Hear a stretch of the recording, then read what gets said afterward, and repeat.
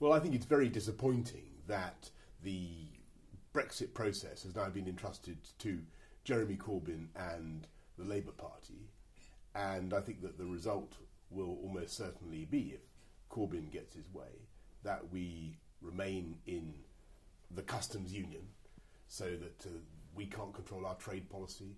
The huge areas of lawmaking we can't control, and Brexit is becoming soft to the point of disintegration. Well, I think Parliament should think about our responsibilities. They should think about what people were promised in 2016, and they should deliver a Brexit that really allows us to take back control of our money, our borders, and our laws. And this really doesn't qualify, because you don't take back control of your laws, and you can't do free trade deals if you remain in the customs union.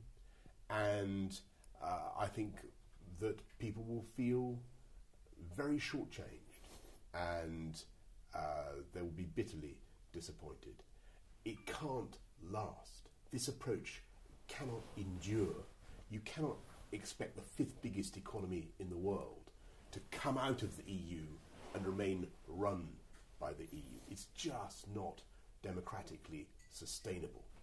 And for those of us who campaigned for Brexit and who believe in it and who believe in the opportunities of Brexit, it is bitterly disappointing. What I hope is that there is still time for the Prime Minister to get an improvement to the deal that she has, or just to get her existing deal through, which is frankly better now than the chaos of having a Corbyn-controlled customs union.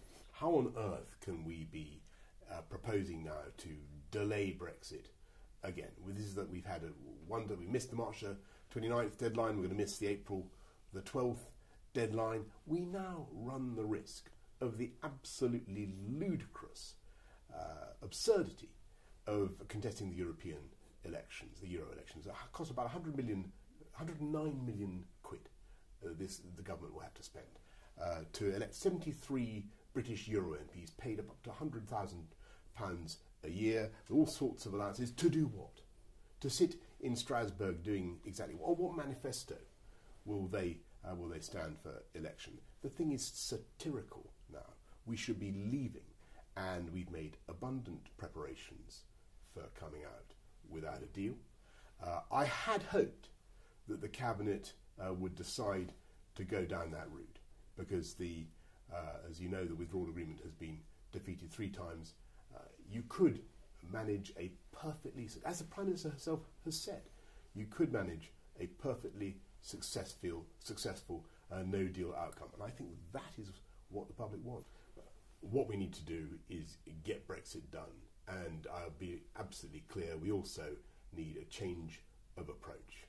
And if we're going to have a second phase, and I hope that we will have a second phase, if you get the first bit over and done with, then we cannot go on with a failure to decide about these fundamental issues, whether to remain in the customs union or not, whether to stay aligned with EU single market rules or not. We need to take those decisions, move on, and then start to deliver on the issues that really matter to the British people. I think what everybody in the country wants more than anything else in the world is for politicians in Westminster not to focus on themselves, but to focus on the needs of the country. And the needs of the country now are number one, to get Brexit done and to come out of the EU. And what we've heard tonight is that there's going to be yet more a delay, unacceptable delay. There is no need to extend the Brexit process in the way that we're seeing.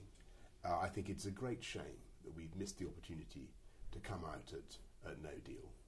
And as I say, I think it is bitterly disappointing that the climax of the Brexit process is now being entrusted to Jeremy Corbyn and the Labour Party, with the result that we're almost certainly going to remain in the customs union.